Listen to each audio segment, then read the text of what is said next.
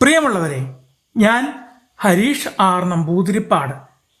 കിറ്റുവിൻ്റെ യാത്ര ഈ കഥ കേൾക്കൂ. അമ്മേ, നമ്മൾ പോകുമ്പോൾ കിറ്റുവിനെ കൂടി കൊണ്ടായാലോ? അമ്മുക്കുട്ടി ചോദിച്ചു. മണ്ടത്തരം പറയല്ലേ, പൂച്ചയെ തീവണ്ടി കയറ്റൂ. ആ നാശത്തിനെ വല്ല കുപ്പത്തൊട്ടിയിലും കളഞ്ഞിട്ട് പോയാൽ മതി. ഏട്ടൻ അരിശം മറച്ചു വച്ചില്ല. കുപ്പത്തൊട്ടി കളയേണ്ടതേ ഏട്ടനെയാ. അവൾ കലി പൂണ്ടു. അമ്മുക്കുട്ടിയും അച്ഛനും അമ്മയും ഏട്ടനും കൂടി അവധിക്കാല വിനോദയാത്രയ്ക്ക് പുറപ്പെട്ടതാണ്. അമ്മുവിന് പ്രിയപ്പെട്ട പൂച്ചക്കുട്ടിയെ പിരിയാൻ സങ്കടമാണ്. അവൾ ആരും അറിയാതെ കിറ്റുവിനെ ഒരു കൂടയിലാക്കി കാറിൽ വച്ചു. കിറ്റു, ശബ്ദം ഉണ്ടാക്കാതെ ഇരിക്കണം.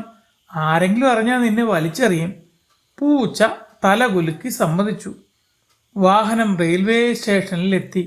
വേഗം വാ, വണ്ടി വരാറായി. അച്ഛൻ തിരക്ക് കൂട്ടി. പെട്ടികളെല്ലാം കയറ്റിയില്ലേ എന്ന് ചോദിച്ച് അവർ പെട്ടികൾ ഓരോന്നായി ട്രെയിനിൽ കയറ്റി. വണ്ടി പുറപ്പെട്ട് കുറച്ചു കഴിഞ്ഞപ്പോൾ മ്യാവൂ എന്നൊരു ശബ്ദം കേട്ട് യാത്രക്കാരിൽ ഒരാൾ ചോദിച്ചു, പൂച്ചയുടെ ശബ്ദം കേട്ടല്ലോ, വണ്ടി പൂച്ചയുണ്ടോ? അച്ഛനും അമ്മയ്ക്കും കാര്യം മനസ്സിലായി. അമ്മുക്കുട്ടിയുടെ നെഞ്ച് പടപടാന്ന് മിടിക്കാൻ തുടങ്ങി. ഏട്ടൻ അവളെ ദഹിപ്പിക്കുന്ന ഒരു നോട്ടം നോക്കി. അമ്മയും അച്ഛനും കണ്ണുരുട്ടി. ആഹാ, ട്രെയിനിൽ പൂച്ചയോ? TTR കണ്ടാൽ പിഴയടപ്പിക്കുമല്ലോ, മറ്റൊരു യാത്രക്കാരൻ വിളിച്ചു പറഞ്ഞു. അമ്മുക്കുട്ടി മെല്ലെ അവളുടെ സീറ്റിനടിയിലിരുന്ന കൂട തുറന്നു. ഉള്ളിൽ നിന്ന് പേടിച്ചരണ്ട കണ്ണുകളോടെ കിറ്റു പുറത്തേക്ക് തല നീട്ടി. ചുറ്റുമുള്ള ആളുകളെ കണ്ടപ്പോൾ അവൻ പേടിച്ച് അമ്മുക്കുട്ടിയുടെ മടിയിലേക്ക് ഒരൊറ്റ ചാട്ടം. നീ ഈ നാശത്തിന് ഇവിടെ എത്തിച്ചല്ലേ?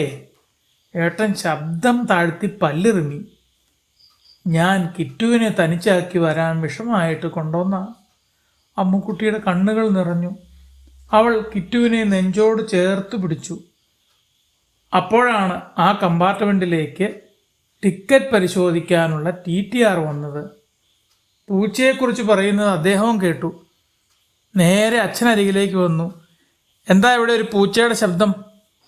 ട്രെയിനിൽ ബുക്ക് ചെയ്യാതെ മൃഗങ്ങളെ യാത്ര ചെയ്യിക്കാൻ പാടില്ലെന്നറിയില്ലേ? അടുത്ത സ്റ്റേഷനിൽ ഇതിനെ ഇറക്കി വിടേണ്ടി വരും. പിഴയൊടുക്കണം.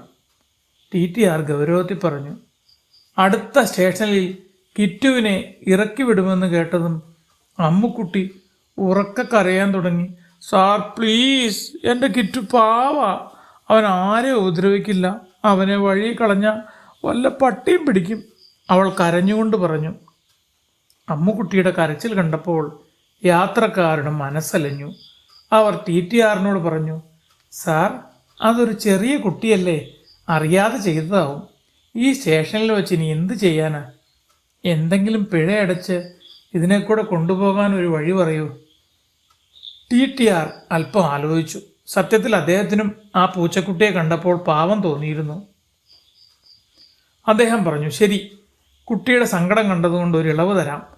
ലഗേജ് റേറ്റ് അനുസരിച്ച് പൂച്ചയ്ക്കുള്ള ടിക്കറ്റ് എടുക്കണം. അച്ഛൻ സമ്മതിച്ചു. പിഴയും ടിക്കറ്റ് ചാർജും നൽകി.